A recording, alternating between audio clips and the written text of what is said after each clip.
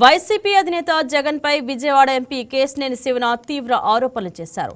జగన్ ప్రతిపాదించిన మావిగన్ పై సెటైర్లు వేశారు. జగన్ తానా అంటే ఆ పార్టీ నేతలు తందానా అంటున్నారని విమర్శించారు. అమరావతి రాజధాని కావడంతో విజయవాడ, గుంటూరు అభివృద్ధి చెందుతాయన్నారు. టీడీపీ పాలనలో తిరువూరు నియోజకవర్గం శరవేగంగా అభివృద్ధి చెందుతుందన్నారు. తనపై వస్తున్న ఆరోపణలను ఎంపీ శివనాథ్ ఖండించారు. తాను ఎవరి దగ్గర నుంచి డబ్బు తీసుకోలేదన్నారు. ఎవరి దగ్గరైనా ఆధారాలు ఉంటే బయటపెట్టాలన్నారు. అందరూ కూడా కోరుకున్న అమరావతి గౌరవ ప్రధానమంత్రి గారి ఆధ్వర్యంలో లోక్సభలో రాజ్యాంగ సవరణ బిల్లుల కింద బిల్లు అంతేకాకుండా కాన్స్టిట్యున్సీని పెంచే విధంగా బిల్లులు రెండు కూడా రాజ్యాంగ సవరణను చేసే విధంగా లోక్సభలో రాజ్యసభలో ప్రవేశపెడుతున్నారు. ముఖ్యంగా చెప్పుకోవాల్సిన విషయం ఏంటంటే ఈ మధ్యకాలంలో చక్కటి అదృష్టం గౌరవ ముఖ్యమంత్రి నారా చంద్రబాబు నాయుడు గారి వల్ల కలిగింది. అందరికీ ఆంధ్రప్రదేశ్ ప్రజలందరికీ అవసరం.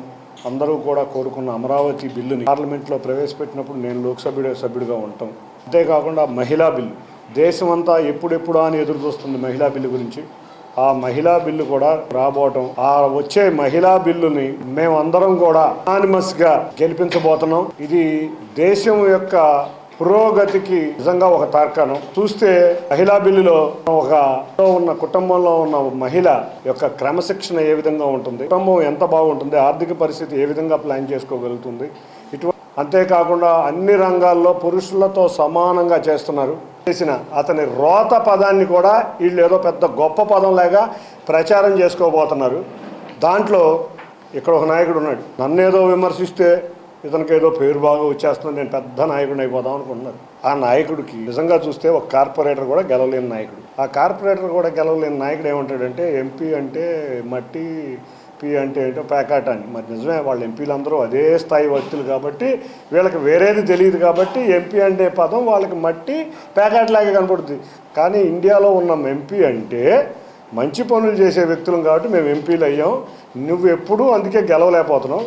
కాబట్టి నువ్వు ఒక విషయం చెప్తున్నా, మీ నాన్న తెలుగుదేశం పార్టీలోకి వచ్చినప్పుడు ఆయన మాట్లాడిన వ్యాఖ్యలు కనుక నువ్వు చూస్తే నువ్వేం ఆలోచనలో ఈ మావిగన్ను నువ్వు ఏంటో నాకు అర్థం కాదు. తెలుగుదేశం పార్టీలోకి వచ్చిన రోజు గౌరవ ముఖ్యమంత్రి చంద్రబాబు నాయుడు గారి సాక్షిగా, ప్రెస్ సాక్షిగా ఆయన చెప్పిన మాటలు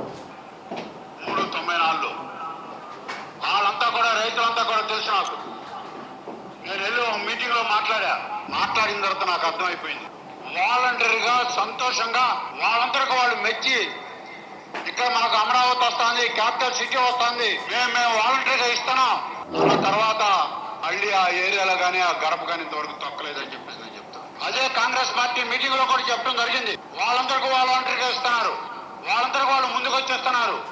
మనం రాజకీయాలు నడపడం భావ్యం కాదు. అమరావతి చంద్రబాబు నాయుడు గారు అమరావతిని రాజధానిగా తీసుకున్నాను కాబట్టి నేను వాలంటరీగా కాంగ్రెస్ పార్టీని వదిలి తెలుగుదేశం పార్టీలో చేరుతున్నానని నువ్వు నీ తండ్రి బహిరంగ వేదిక మీద అందరి ముందు చెప్పి మళ్ళీ ఇవాళ నువ్వు మళ్ళీ రంగులు మార్చడం. ఎల్సీ నెంబర్ 8 కూడా తీసుకొచ్చి అభివృద్ధికి పేటెంట్ ఏంటో చూపిస్తాము. అసలు ఒక్కటే కోరుతున్నా, నువ్వు నన్ను విమర్శిస్తే నువ్వేదో పెద్ద నాయకుడు అయిపోతావు అనుకుంటున్నావేమో. నీకు రెండే విషయాలు చెబుతున్నా, నువ్వే చేపించేది బియ్యం అన్నీ చేసింది, కార్యక్రమాలు గత ప్రభుత్వంలో చేసింది నువ్వే. ఇప్పటికీ గుర్తుంచుకో, నువ్వు అసలు ఎక్కడి నుంచి నుంచుంటావో నీకు తెలియదు. నువ్వు ఎందుకంటే విజయవాడ నాయకులు ప్రజలందరూ కూడా ఒక శాపం ఇచ్చారు, నువ్వు కార్పొరేటర్ కూడా గెలవలేవని. ఎందుకంటే నువ్వు విజయవాడని రక్తపు వాడగా చేసింది నీ కుటుంబం, మంటరే పెట్టింది నువ్వు నీ కుటుంబం. గౌరవ ఉప ముఖ్యమంత్రి పవన్ కళ్యాణ్ గారి ఆధ్వర్యంలో గౌరవ చంద్రబాబు నాయుడు గారి ఆదేశాలతో వర్కులు ప్రారంభమై ఇంకొక 20 రోజుల్లో మొత్తం ప్రతి తాండాకి మంచినీటి సౌకర్యం RWS కింద మేము ఇవ్వబోతున్నాం. గౌరవ ప్రధానమంత్రి గారి ఆధ్వర్యంలో లోక్సభ